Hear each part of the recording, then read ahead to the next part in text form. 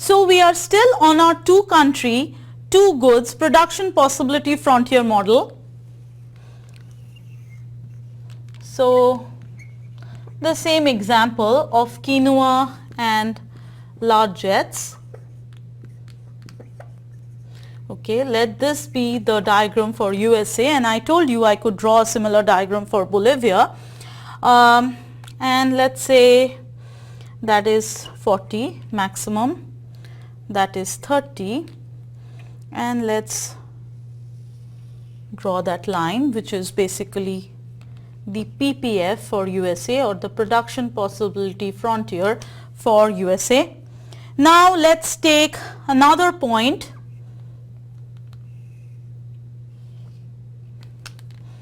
Okay, and this point is 2015. Let me name these points A, B, C. Let me write down the coordinates 0, 30, 2015 and 40, 0. Okay. Now let's say USA initially is producing at point A. Okay, so it's putting all its resources into producing just large jets. It's specializing in large jets. Okay, it's producing 0 quinoa, but it decides to move from point A to point B. Okay, that means it wants to now start producing some quinoa. Please note, compare the coordinates.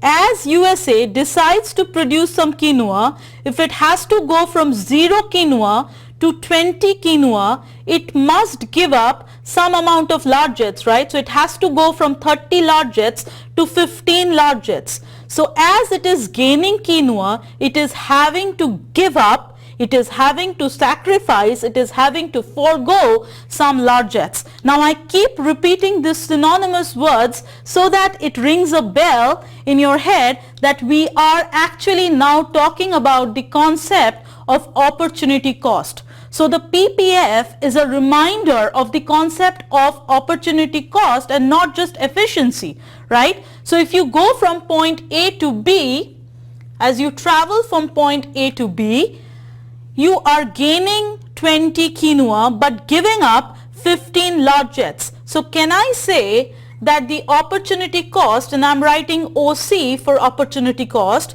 the opportunity cost of 20 quinoa is equal to 15 large jets, because that is what you had to give up. And remember, your opportunity cost is what you give up, right? So just by the unitary method of mathematics, we could say that the opportunity cost of 1 quinoa is equal to 15 by 20 large jets, which is basically 3/4 of a large jet. Right? So that's the opportunity cost of 1 quinoa, right? If I went from B to C, I could similarly see that same concept. Look, from B to C, if you go from B to C, you are gaining 20 additional quinoa. You are going from 20 quinoa to 40 quinoa, so you're gaining 20 additional quinoa, but to gain those 20 additional quinoa, you have to give up 15 large jets. You're dropping from 15 to 0.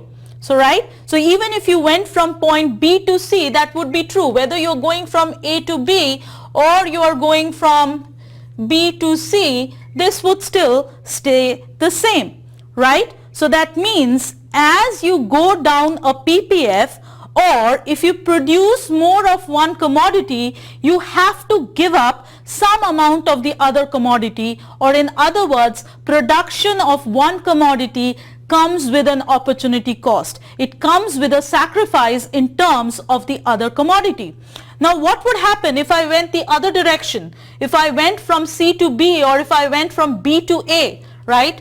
What if I considered B to A, or if I considered the journey from C to B? The opposite would be true, right? So now I'm gaining some amount of large jets. I'm going from 0 large jets to 15 large jets, and as I am doing that, please note that I am losing 20 units of quinoa. I am going from 40 to 20. So I can say that the opportunity cost of 15 largettes is basically 20 quinoa. So the opportunity cost of one largette, once again by the unitary method, would be 20 by 15 quinoa. So that is 4/3, 4 by 3 quinoa.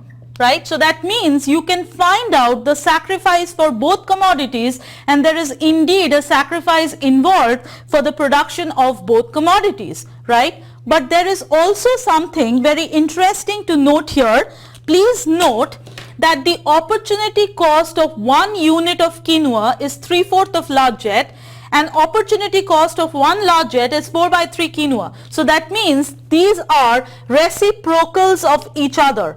The opportunity cost of one commodity is basically the reciprocal of the other commodity. That is a rule for you to remember. The opportunity cost of one commodity is the reciprocal of the opportunity cost of the other commodity. That's always going to be true.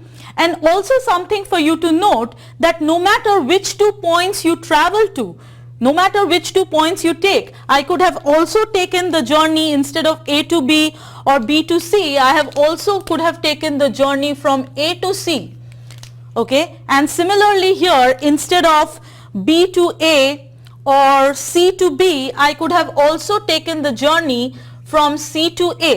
It would not matter which 2 points I'm taking on the PPF, the opportunity cost would have remained constant, and I'm getting that because this PPF is a straight line, right? So if you have a straight line PPF, the opportunity cost is constant, unchanged, no matter which 2 points you take on the PPF. So your takeaway from here are 2 points, that is opportunity cost for a straight line PPF is always constant no matter which 2 points you take on the PPF, and the opportunity cost for one commodity is always going to be the reciprocal of the opportunity cost of the other commodity.